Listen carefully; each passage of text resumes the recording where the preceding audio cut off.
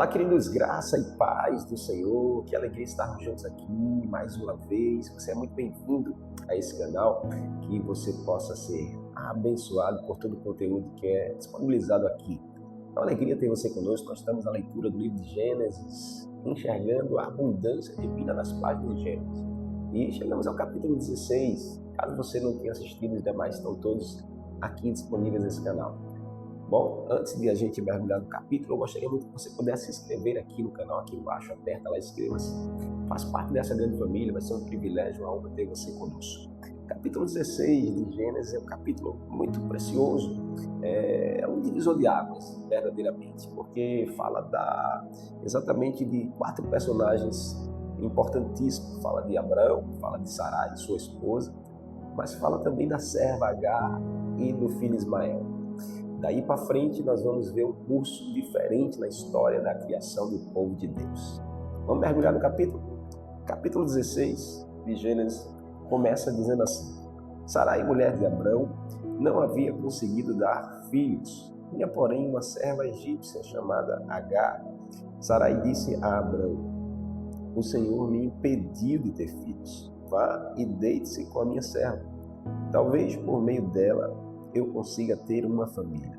Abrão, então, aceitou a proposta de Sarai. Então Sarai, mulher de Abrão, tomou Agar, a serva egípcia, e a entregou a Abrão como mulher. Isso aconteceu 10 anos depois que Abrão havia se estabelecido na terra de Canaã. Abrão teve relações com Agar e ela engravidou. Quando Agar soube que estava grávida, começou a tratar Sarai, sua senhora, com desprezo. Então Sarai disse a Abrão: você é o culpado da vergonha que estou passando. Entreguei minha serva a você, mas agora que engravidou, ela me trata com desprezo. O Senhor mostrará quem está errado, você ou eu. Uau. Que conflito, não é?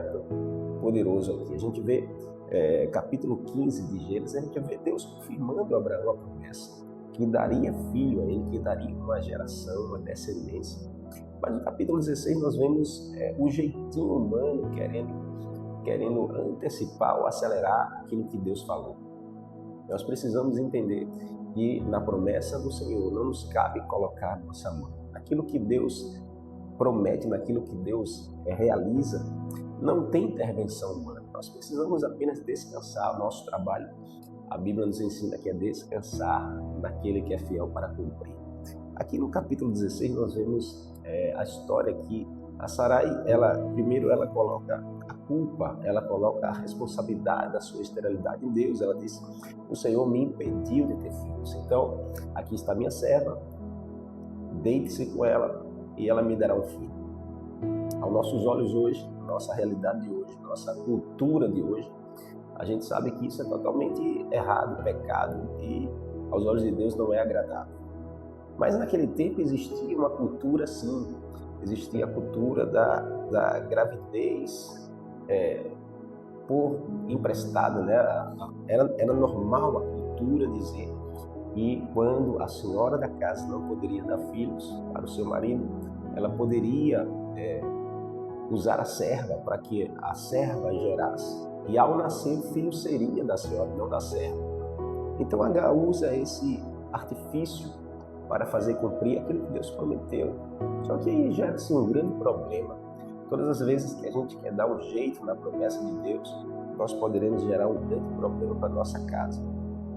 Todas as vezes que a gente coloca a nossa intervenção naquilo que Deus promete, nós poderemos gerar um grande problema para a nossa casa. Existe um comentário de um estudioso bíblico chamado Epsi. Ele diz assim sobre esse episódio: não perca a lição prática dessa passagem. Sempre há problemas quando passamos à frente de Deus. A carne adora ajudar a Deus, mas demonstramos verdadeiramente fé na paciência. Não podemos misturar fé com carne, lei com graça, promessa com autorrealização. Uau!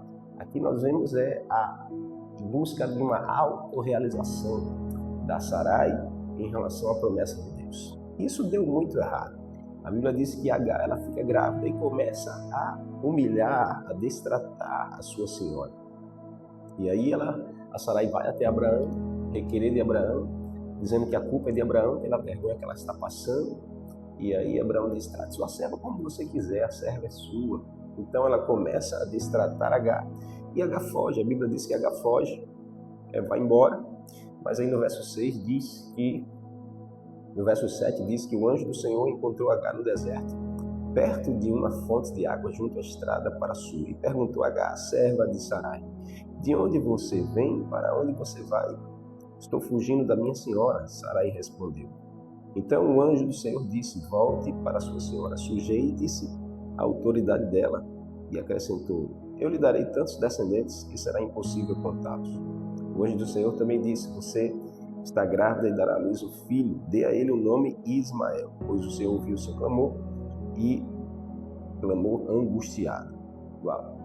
Aqui Deus estava, esse anjo do Senhor é uma teofania, é a figura do Senhor, aparecendo para Agar e dando um direcionamento para ela. Primeiro ela precisava voltar, ela precisava se humilhar, reconhecer, estar debaixo de autoridade, para que Deus pudesse cuidar dela. Então Agar assim obedece, volta para casa, se submete à autoridade de Sarai, e seu filho nasce e é dado o nome de Ismael. Então Ismael é uma descendência. Mais tarde a gente vai ver que Isaac nasce, filho da promessa, para ser uma outra descendência. Hoje a gente sabe que são os dois povos que se brigam, que é o povo que veio de Isaac, que é o povo hebreu, que é os judeus, que é a geração de Israel, e o povo que vem de Ismael, que é o povo árabe. Então essa é a grande luta e a grande guerra dos povos ali no Oriente Médio. Agora a gente vê aqui a relação da abundância divina, primeiro com a paciência divina diante da impaciência humana. Deus ele é paciente diante da nossa impaciência. Às vezes nós atropelamos as coisas, antecipamos as promessas, queremos dar o nosso jeito. Talvez você está vivendo algo assim parecido, querendo uma autorrealização, fazendo do seu jeito aquilo que Deus já prometeu e disse que ia cumprir. Então Sarai, ainda estéril, após anos da promessa da descendência, sugere a Abraão ter um filho com a sua escrava Agar, sua serva. Então a abundância divina aqui é vista na paciência de Deus com a falta de fé de Sarai e de Abraão. É a paciência de Deus com a nossa falta de fé, com a nossa falta de paciência. Em vez de puni-los por tentarem cumprir a promessa por meios próprios, Deus permite que a história siga, mantendo a sua promessa intacta, o que reflete sua generosidade e tolerância nas nossas falhas enquanto Ele nos guia. Esse é o Senhor que nós servimos, é o Senhor que te sustenta, é o Senhor que ainda que você possa ter falhado, a paciência dele permanece na sua direção para que a promessa se cumpra. Após Agar conceber, ela despreza Sarai, e a história diz aqui, como eu já contei. Então a abundância divina a gente encontra aqui também se manifestando no cuidado com Agar, uma serva egípcia que figura alguém que está abandonado, marginalizado, afastado, desviado. Então Deus não apenas a protege no deserto, mas provendo água e orientação, mas também inclui no seu plano, mostrando que a sua generosidade se estende a todos, independente do estado social. Deus ele é generoso, Deus ele é abençoador, galardoador para aqueles que o buscam. Então o anjo do Senhor aparece, promete a ela a descendência, pede para que ela volte, obedeça, submeta. Existe também a abundância divina aqui na generosidade de Deus em abençoar Ismael, que não é filho da promessa principal como uma descendência numerosa. Essa promessa demonstra que a graça de Deus não se limita à linhagem apenas concedida a Abraão, mas alcança até mesmo aquelas fora da sua linhagem. Então Agar chama aquele lugar de Deus que me vê, chama o Senhor de Deus que me vê, né? El Roi, Deus que me vê, reconhecendo que Deus viu a sua aflição. Então a abundância divina é revelada também na atenção pessoal de Deus a Agar, uma mulher que em fuga e sofrimento, ela é alcançada por Deus. Uau, que poderoso isso, né? Eu espero que esse mesmo Deus te alcance a tua casa, a tua família, não importa a realidade que você está vivendo hoje.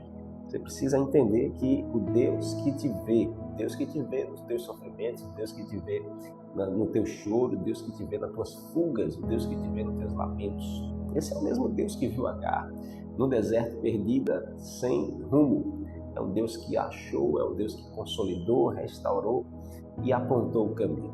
Esse é o Senhor Essa é a abundância de Deus para mim e para a sua vida nesse capítulo. Você toma posse disso. Gênesis capítulo 16 revela a abundância divina por meio da paciência de Deus, com as falhas de Abrão e Sarai, da proteção e da provisão de Agar no deserto, da promessa de uma descendência numerosa para Ismael e da revelação pessoal de um Deus El Roi, Deus que nos vê. Uau, poderoso isso demais. Então que você hoje seja alcançado por esse Deus que te vê, Deus que te cuida, Deus que te protege, Deus que te empodera e que te promete a bênção.